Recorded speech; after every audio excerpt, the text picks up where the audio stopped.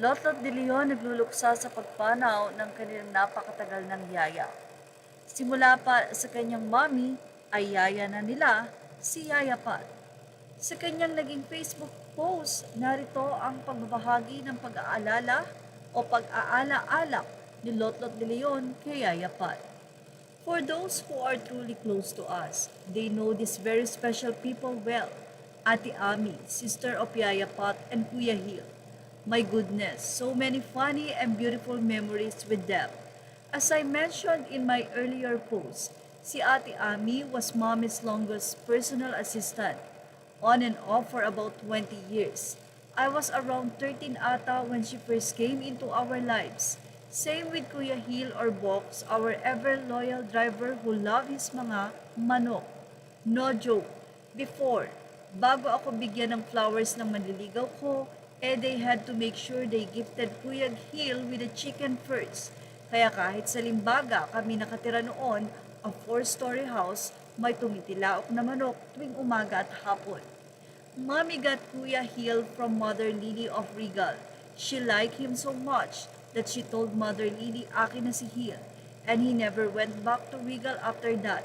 He used to drive me to school when I was in grade 7, and later on Mommy said sayo na si Hill.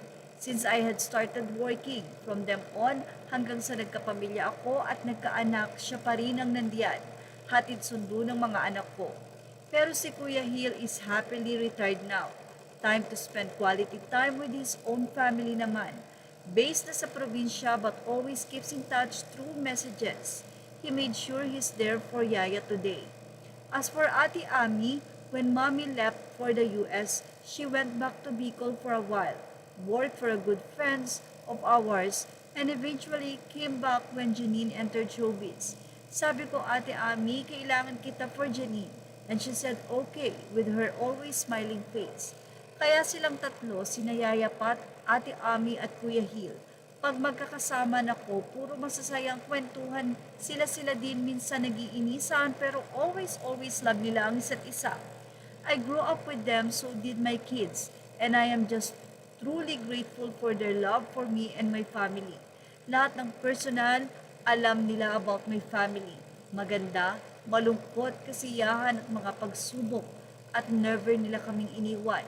Hindi matatawaran ang pagmamahal, malasakit at loyalty nila sa pamilya ko. Mula kay Mami, sa akin at sa mga anak ko. Love you, Teams, and Bok, we miss you, yeah. Mula naman sa kwento niya sa kanyang yayapat na pumanaw. Ilang buwan pa lang ang nakakalipas mula nang mawalan kami ng mga mahal sa buhay. Ngayon, isa na namang malapit sa amin ang namaalam. Kaya Yaya Pat has been part of our family for almost 40 years.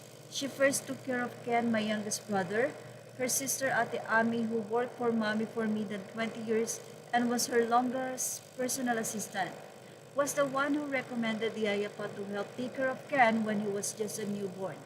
Later on, she transferred to me right before I gave birth to Janine. From that moment on, Yaya Pat became one of the greatest blessings to me, to Monching, and to our children. She loved and cared for each one of us wholeheartedly, especially our kids. I honestly couldn't have imagined trusting anyone else with my children the way I trusted her. We will forever be grateful for her loyalty, her kindness, and the unconditional love she gave our family through the years. She will always be part of our family and her family ours forever. Ya, salamat sa pagmamahal mo sa mga anak namin ni Mon. Rest now, Ya. Mahal ka namin.